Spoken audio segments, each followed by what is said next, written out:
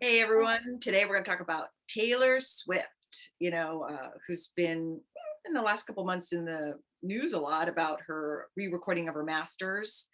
Do you know much about her, Kelly? I know, you Don't know, know a lot about her, but I have opinions about what she's doing. I think she's a trailblazer in uh, many ways and her uh, talent and everything. yeah, But I love that she's doing this. I love that she's because I'm not in the music industry. You are, you know more about this than I do, but I have a lot of musician friends and I know that when you're young and you're a struggling artist, you sign away your rights to these sure. record companies and they take all the money. If you like our videos, go ahead and click on like and subscribe. We really appreciate it. Thanks. Yeah. And I mean, yeah, nowadays it's really hard to make money in the music business, even like superstars. Like, you can have a hit on Spotify, like a hit, a real big hit, and you might get $12,000 for the year, which you can't really live off that. yeah, But yeah. Taylor Swift had her first 6 albums she recorded with it's a company called Big Machine. And then it was like 2018, 2019, they sold to another owner. And she said she never was a pro, or she couldn't buy her masters for some reason. She tried, made attempts. And so to outsmart them, she's going to re-record all of her 6 albums, like I think, but she's only done 2 so far. One is called, I think, Red, and the other one is Fearless, maybe Red and Fearless. But they had one of those albums had a really, both of them actually had some hits on there for her. But so this way she's going to own the masters, and then, people will listen to the new re-recorded versions. But the interesting thing is she's not the first artist that's done this. There's been a few other like big artists have done it, but I think she's one of the few that's done it because of the reasons, for the monetary reasons. Sometimes people have re-recorded stuff, like Joni Mitchell recorded, I was just, when I was reading about this, that song Both Sides Now. Do you remember that song Both Sides Now by Joni Mitchell? Well, I am not warmed up, so I'm not going to sing it for you right now. But anyway, she did it when she was 20, and she said, then looking back when she was in her 50s, she re-recorded. It was a huge hit. Like a couple people recorded it, and she said, I wasn't mature enough at that time to sing that song. I was miscast in that song. And she goes, but now in my 50s, I can relate. I've lived life fully, and I can understand those lyrics. It's kind of funny. She wrote a song in her 20s that was so mature. So Yeah. she re-recorded it with an orchestra to, because she felt it was more appropriate for her time in her life at that time. So that was her reason. But like I said, Taylor Swift, thing I love about her, she's taking control. And I could see why. It's funny, we're nothing alike, but I could recognize some things in her about me that I was thinking, she reminds me of a few things that I've done in my past. And she wrote a song about, supposedly, I don't know if she's ever said this publicly, but about Jake Gyllenhaal, one of her songs that was a big hit. She wrote about that actor, Jake Gyllenhaal. Huh? And I guess they dated when she was only 20 and he was 30. Oh, And he didn't come to her 21st birthday. So, and that was like a big devastating thing. And so she wrote a song about it. And, you get some good songs from all the heartache. yeah. Breakup. Well, supposedly she's written a lot of songs about a lot of people. Like Yeah, John Mayer was one she yeah, that's supposedly wrote right. a I think song I saw about her on too. Ellen when she was saying, she goes, God, this is embarrassing. Because like Ellen was putting like all her things with guys. She goes, not once since I've been on your show am I ever with the same guy. Well, hey, more power to her. Yeah, Um, I love her. I love her, honesty and everything. But I yeah. remember I saw a clip with her when they were asking about the Kanye West thing. Do you remember about that Kanye West incident Uh-huh. where he came up and said, I think he said this should be Beyonce. It should go for Beyonce, the Yep. award. Yep. And afterwards, some reporters interviewed her, and she was I thought she was very classy about it, because she was like, oh, I love Kanye. And they were like, do you feel differently about him now? She's like, well, I'm gonna have to think about this, because I really admire him, and I just think. But she didn't go negative right away. I thought that was kind of Yeah. classy of her. Yeah. So Yeah. anyway. Well, yeah, she's strong. I like that. And supposedly the new music is better. It's better Mhm. produced. Right. And I like that it's just these big companies and now tech is controlling everything. Sure. Um, and they're taking the bigger portion of the pie from everyone, which is making them giants that are too big to control, to fail, to, they're monopolies, they're becoming monopolies. And so I have an issue with that, because I feel like any company with too much power is dangerous to society, That's true. because they have too much influence. And yeah, I've read that like Spotify gives them a pittance of what they earn, Yeah. what they Well, take in. There's that whole Um, controversy now with, Joe Rogan and Neil Young and Joni Mitchell and some other artists. But yeah, I'm sure they make, even these huge artists, they don't make a big chunk of money from Spotify, because Spotify takes it all, a lot of it. Well, and the funny thing, when you mentioned that about Joe Rogan, you sent me that email, I was like, I know who they're going to side with. It doesn't matter. First of all, Neil Young has sold most of his catalog. So by him doing that, it wasn't so brave. He doesn't have much to lose. Yeah, I think And Joni Mitchell and the older ones, but whatever, he has the right to stand up for what he believes in. But I knew Spotify was going to side with Joe Rogan because of money, like even if, no matter what, and now there's still more, it's still not over. Yeah. More So artists are doing it's really, it always boils down to money, which as a culture, everything is about money. So if you have money, you win. Sure. It's always the person with the money, or the person, that has the most to lose wins. And that's wrong, because we are losing our principles. We are not standing up for principles. I had a friend once who said, I'll never forget, I don't know if he made the saying up or it's an old saying, but he'd say, money talks, BS walks, Yeah. Well, and I don't believe in censorship, so I am siding with Spotify, but I don't think they're doing it out of principle. I think they're doing it out of money, which is what irritates me. And now Joe Rogan's probably, he's kind of not backtracking, but he's, he's trying to appease this, because he's probably feeling the pressure from them too. Well, he's apologized many times without this kind of controversy. He always apologizes when he's wrong. He's nice. I think, and so I support him. I think his intentions are good. I've watched his podcast for many, many years, so I feel like I understand his character. Yeah, whereas people are forming opinions on something they don't know about. They've watched the news and seen the clips, and they've taken clips, and he's said some pretty bad things, pretty awful things, but he's learned, he's grown. And I do think his intentions are good. He really has the intention to educate people and make the world better. He's got a lot of money. I don't see that he's like, well, I got mine, so screw everyone else. I really feel like he cares about people.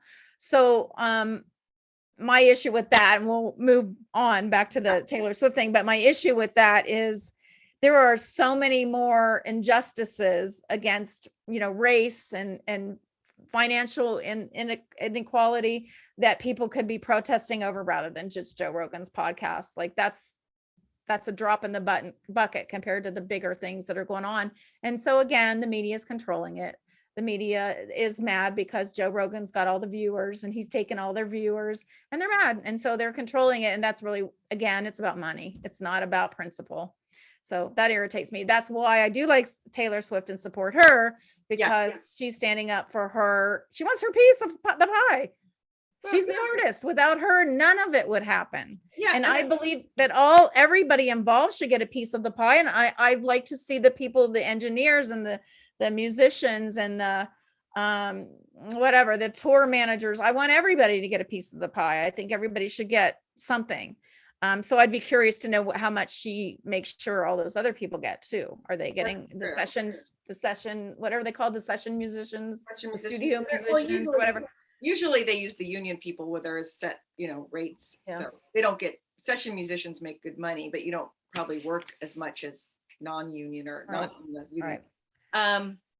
But yeah, she is the hub of it all. So she does deserve the bigger piece of the pie, the biggest piece of the pie. And I would support that. And you want to own your masters, because you feel like you have the right to, like Paul McCartney created it. Yeah, I believe Paul McCartney went through this with Michael Jackson. Michael Jackson bought his, right. And I don't know if he ever got them back. I don't remember how that started. For the Beatles, he bought the Beatles. Yeah. Oh, funny side note too, when I was doing research on Taylor Swift, I was reading that John Lennon allegedly always wanted to re-record stuff, and I can relate to what but they said that he like to George Martin, who produced them, he said, I want to re-record the whole Beatle catalog, and George Martin was like, are you crazy? But he was like such a perfectionist. It was like he'd go, no, we could do much better. But he wanted to re-record all the Beatles songs. I thought that was funny. Yeah. I never appreciated them until I got older. It's funny. I didn't really appreciate their music until I got older. Well, being a musician, but we did have to study. In one of my guitar classes, he would always, my teacher was like, just listen to any of the Beatles songs, just 3 chords mostly, but the way they put them together. And I mean, we'll never have a songwriting duo, at least in my lifetime, I think, that was as successful and had so many hits and the melodic as the Beatles. You know what I mean? Yeah. They had hit after hit after Wasn't hit. it Lennon and McCartney that wrote most of their songs? Yeah, and then George Harrison wrote some beautiful ones too. Like he wrote Something, and Here Comes the Sun. Oh, okay. He wanted to write more stuff, but there was some contention with that because I think he always felt kind of like Lennon and McCartney were sort of ruling the roost. Mm-hmm. So yeah, there's a special out on the Beatles right out now. I was watching it at my friend Robert's house, and it's just it's the inner recordings of you see him in the studio recording everything. It's really interesting. Wow. Yeah, seeing the behind the scenes stuff. I got caught up in a bunch of Elvis videos recently. I think I mentioned that to you last week. And he is the king. I mean, he just had so much charisma. I watched his movies on Saturday afternoons when I was a kid, and again, I didn't appreciate his music either. I just thought he was gorgeous. I'm like, Elvis, and he had that sex appeal, but he had a really incredible voice too. He did. And he wanted to be taken more seriously. It's like he did one song, and I can't remember what it was now, but it was based on an opera song. And he really took pride in doing this particular song because it showed his range. And he wanted to be taken more seriously as an artist. Yeah. And I don't know if you know this, but he was Barbra Streisand's supposedly first choice for A Star Is Born when she made that movie, A Star Is Born. Oh, I didn't know he was even alive then. I think he was. Yeah, I don't remember how old he was or anything. Okay, maybe it was, but he was really lived that life because he was fading. He wasn't. And he faded so young. He was only like in his early 40s. 42, I think, is when he died. It's such a tragic, sad story because he was a good man. He when watching all these shows and these documentaries recently, he was so into music, and he started out in church, the gospel, and it was, where is he from? Mississippi, I think, Mississippi. And he was going in the Black community when white people did not go in that community. Sure. And he's one of the first people at that time. Like, he didn't see race. He didn't care. He loved everyone. And he always wanted, he always knew that he was given a gift and he was lucky. And so that's why he was always, heard stories about him buying people cars, and he shared a lot. He really gave a lot back because he felt fortunate. And I think a lot of artists feel that way. I think a lot of artists understand they got lucky and they give back. Not all of them, but I think a lot of them, having been around Hollywood for so long myself and being around those people, I know that most of them were such good, caring people. That never had the attitude, well, I earned it all myself and I did it on my own. Musicians are a different the music biz specifically is a different breed, even more than actors. Well, they're very emotional because that drives them to create that beautiful music, and some actors too. But I think musicians. I feel like musicians are more. I don't want to say sincere because there's a lot of actors, but it's much more of they're doing it for the love of the music, and it's more from the heart, because chances are of making any money in the music business are very slim, especially now. So you're doing it because you love to do it and you can't do anything but. Whereas, and I also think with musicians, it's a gift that can't be faked. That's true. Actors you can make it as an actor if you have the right look or people pushing behind you, and you might not be a great actor. But you somehow fumble your way through. Music, you can't do that. You can't fake it. I mean, you may fake it for like one hit. You may get lucky and get one hit, but then people will go like, oh, Yeah. So I think music is more honest. I think it relies more on your talent too, because like you said, you can not fake it, because some of my actor friends, and I consider myself an actor too, but some of my actor friends will be very offended by that, because some of them I know are very dedicated. And I'm not saying that all actors fake it, but I'm saying that some people No, but make you it can. because they faked it. Yeah, you And can. in musicians, like the greats, Sure. there's no way you can't fake it and get there. Speaking of that, I don't think Taylor Swift ever faked it. No, I just saw her during the pandemic. She recorded some music, gosh, in her apartment, excuse me, in her home. And she recorded all these songs remotely, sorry, in her studio. Then she went to Hudson Valley, New York, and hooked up with these two producers, and they did all this music during COVID. And it's really good. There's a special on, I think it's, gosh, I want to say Netflix, but I'm not sure. But there's a special on right now that you can see her, the making of this. I think it's called Folklore. That's what it's called, Folklore. And didn't you sent me an email last week about the class? What about the Yeah, class? NYU, they're teaching Yeah. a class about Taylor Swift, probably because they want to show her great management skill, not management skills, but her business skills, that she's really taking control of her own catalog, her own destiny. She had the chutzpah to like re-record, Her brand. She's owning her brand. exactly. Really. So yeah, that's cool. That's Yeah. exciting. And she's so young, some people just are blessed and they have the talent and things go the right way for them, because we know people that are very talented. Her That, parents actually, you know, they uprooted their family. I believe I was reading that they uprooted her dad got a job in Nashville. So to have that kind of support is really, yeah, that helps. I think that really helps. you know, And credit to her parents for seeing her talent and believing in her and seeing the right?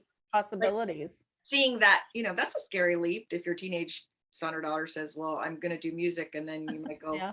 I want you to be a lawyer, Yeah. Well, Elvis's dad wanted him to be an electrician. And That's funny. when So he quit his electrician job, it was like, but I think it turned out okay for him too. yeah, he got Except lucky. for, look how he ended up. I That's sad. So sad. So Well, anyway, I hope you guys enjoyed our podcast about Taylor Swift. If you have any comments, we want to hear from you, of course. yeah, what's your opinion on musicians keeping more control of their music? Mhm. That's something a good topic that's Yeah, exactly. It's to be something, discussed. it's been going on for decades. The musician always gets the short end of the stick, but now it's because of, these big streaming platforms like Spotify, that's like they're not going to be making any money. So, Yeah, that's too bad. all right, on that happy note, we will see you next time. Okay. Yeah. Bye. Thanks. Bye.